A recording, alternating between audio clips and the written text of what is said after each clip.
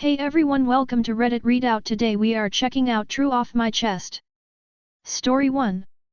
I'm leaving my terminally ill wife.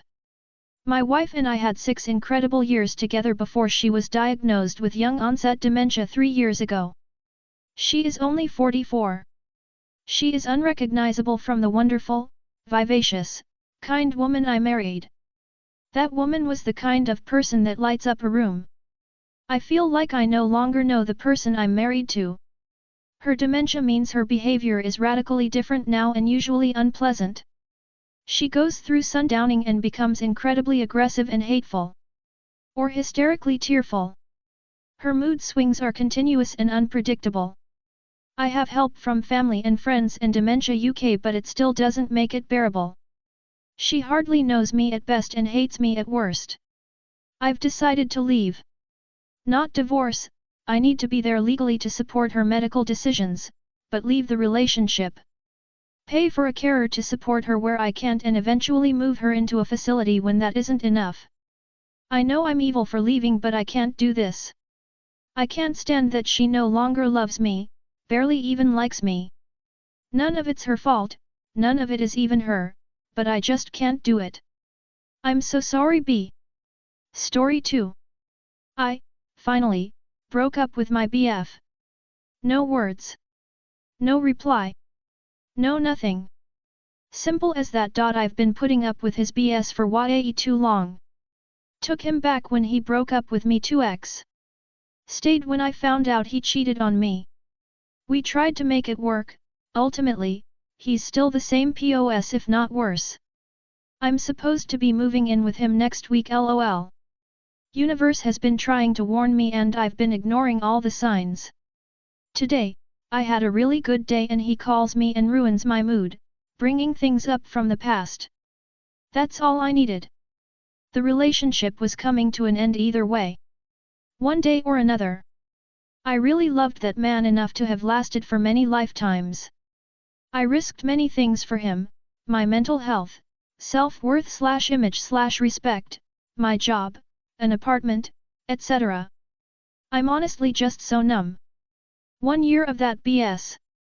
Thank you for teaching me what I don't want in a relationship and in a boyfriend. I'll cry. I'll feel my emotions in waves. One thing is for sure, I'll get me back. The me I knew and was falling in love with. The me I neglected and put aside just because of love. I'll get him out of my system eventually. One day. For now, I will cry. I will reminisce. I will have rocky moments. I'm going on a hiatus. From love, from social media. I'm going to focus on work because they value, appreciate and respect me more than he ever did. I'm going to get my money up. I'm going to make my mental be strong again. Most importantly, I'm getting me back. Story 3. I am faking it and I don't know if I'll make it. 24M, got accepted into a French university and I have little knowledge of their language. I am still going if I get the visa. I work also as a tourist guide, English-speaking tourists only, but since I am in a country where French is the dominant language I was not getting much work, so I started accepting French tourists and now I'm trying to memorize presentations for monuments in French in less than 2 days, smiley face. I have been avoiding French for most of my life and thought that since English is the lingua franca, I can just ignore French. I was wrong.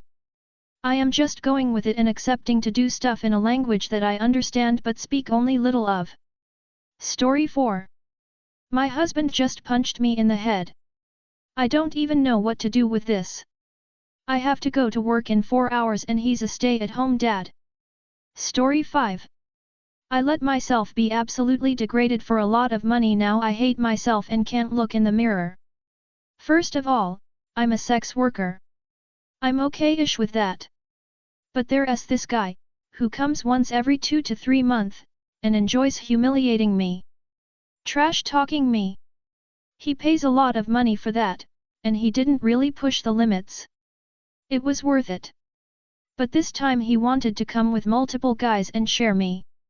As I offer that as a service, I accepted, because, again, those guys paid me almost as much as I earned in 1 month. But this time it was different. They made me talk about my rough childhood, about my perverted family, and pressed where they saw it hurt. When I said it's enough, they just offered more money. At one point I cried in humiliation and it turned them on. I'm crying, shaking, and feel worthless on the memories of that day. Story 6. It's 4 a.m. and can't stop thinking about the cost of living, gas prices, inflation. Is this the new norm? The cost to just get the basics in groceries are up, fast food prices up while quality of food is down, gas prices up, cost to rent is up, cost to own a home in certain markets are so high you'd be better off renting. Yet every city in Tennessee is building townhouses left and right as if there is a housing shortages. Seems like everyone is struggling while these big corporations are having record profits. It just doesn't add up for me.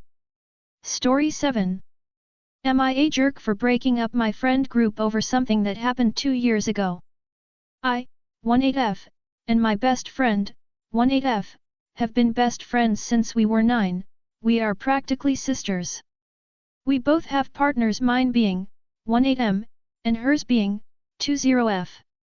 The 4 of us are a small friend group and regularly go on double dates together. Call me fake, but I'm not a big fan of the girlfriend because she is very uncomfortable. She makes jokes about wanting best friend, herself and I to have a 3-way. She also has a bad habit of lifting up my best friend by bringing me down.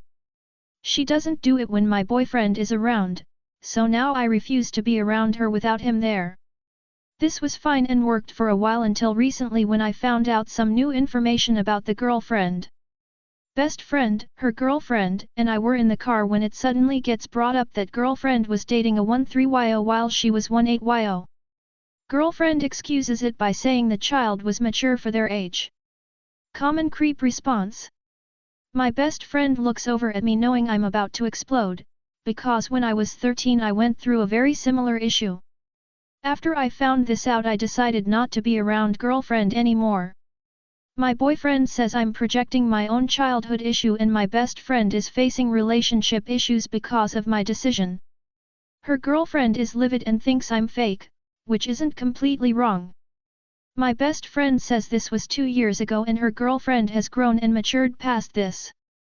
Am I in the wrong? Story 8. What does personalized off-my-chest style post mean? People have been telling me that their posts I've been removing actually shouldn't be removed because they are personalized and meet the off-my-chest criterion. I'm going to explain this in greater detail with plenty of examples so what type of posts are allowed is more clear for everyone to understand. Personalized in this case means that what you are posting has to be directly related to you. This would include a close person, such as a family member. And it can't be something that's impacting a large number of people unless it has a specific application to you. Examples of valid personal posts. I just found out I owe a bunch of money on my taxes. My parents just found out they owe a bunch in back taxes and might go under. I wish I could help them. Examples of impersonal posts. Taxation is theft. Don't you hate it when you have to pay taxes? What is meant by being an off-my-chest style post? An off-my-chest style post is you getting something off your chest that's personal in nature, so, both related to you or someone you know quite personally and has a direct impact on you or them that isn't generalized, and that is a story, situation, hope for the future, or some other type of direct situation. Note, opinions, hot takes, asking generalized questions not tied to a valid post, political commentary, talking about things that have nothing to do with you specifically, generalizations, etc. do not count as off-my-chest style posts. Example of valid off-my-chest style posting. I stubbed my toe and cried today. I feel so humiliated. My friend is transitioning and it feels like they're becoming a different person, but I want to support them. It just feels like I'm losing them. I lost my job due to insert cancel culture thing here. My parents hit my kids and I don't want them to ever see or touch them again. Examples of invalid off-my-chest style posts. Stubbing toes is the worst thing ever. Does anyone else agree? Transitioning fundamentally alters a person to the point where they aren't even themselves anymore. Cancel culture is bullshit. Children should not be hit. As an, insert group here, I feel that, insert opinion here, dot. I like X TV show. Does anyone know how to fix a broken headlight? We've gotten these before, lol. Not all men/women. Insert any commentary on any hot button topic here. Note, you can give your opinion on a personalized situation, but your whole post can't just be the opinion, and it has to be something that's meaningfully specific. But you cannot stand on a soapbox and preach it. In some cases, a post may be removed that can be reworded to fit, but the majority of the time there isn't a way to reword a post to fit. I am quite aware that this kills a large portion of what the sub used to allow, but after seeing the types of posts that are now front-paging that simply weren't allowed to before due to all the flaming and getting the same hot takes over and over again, I honestly can't help but feel like this was a net positive. Also, my removal of your post for not following the rules has nothing to do with whether or not I personally agree or disagree with the post. I've removed something from every major category recently. I'm also pretty good about explaining how posts don't fit the criteria if asked on any given specific. This absolutely sucks for me. I've removed over 500 posts in the last 4 days. I hate this, but the benefit to the subreddit is substantial, so I'm going to keep this going as much as I can. Also, if a post is up that violates these rules, 99/100 times it's because I'm sleeping. I may also make a mistake or another mod might approve a post that was removed by the automod and not my manual flagging. Story 9. Homeschool parents kept me from graduating high school. TLDR, I, M26, found out at age 17 that my parents had never filed the appropriate state-required paperwork for me to graduate high school and as a result, I couldn't go to college. For context, I grew up in a highly conservative/religious household and my parents homeschooled me. They always spoke very poorly of higher education and were adamant that I shouldn't attend college. Their reasoning at the time was that debt is bad. This was in spite of them being upper middle class and completely able to assist me in paying for it. In hindsight, I understand that this was a method of control, because they wanted to keep me in their belief system, and if I went away to college and expanded my skill set and knowledge, there would be a greater likelihood of me stepping away from their way of life. Anyway, getting to the point, homeschooling isn't bad from my view if it's for the right reasons, aka not used as a method of control and indoctrination, but I always felt isolated and unsure of myself in relation to other kids I knew who went to public or private school. Growing up, I'd constantly ask myself, am I learning what everyone else is learning? Or do I actually know what I need to in order to succeed in life? But I could never bring it up because in my head the potential shame from being proven correct and not knowing what everyone else knew was not worth it. Fast forward, I'm approaching my final year of high school and I told my parents that I wanted to apply to go away to college in my dream city. They of course were not interested in this idea, but it wasn't until I started looking into it that I uncovered the truth. I couldn't go.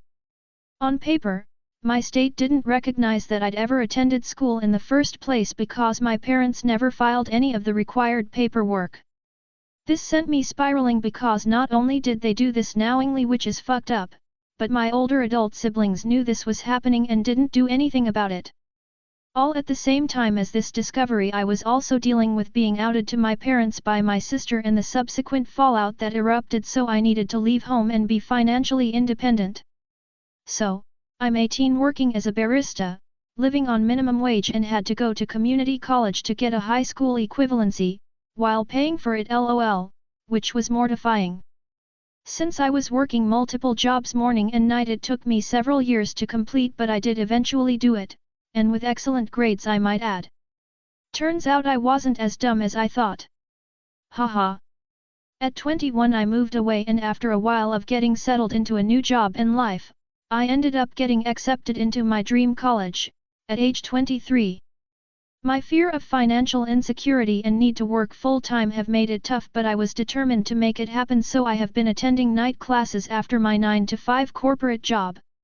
As of today, I've officially graduated with my associate's degree and have been accepted into a bachelor program.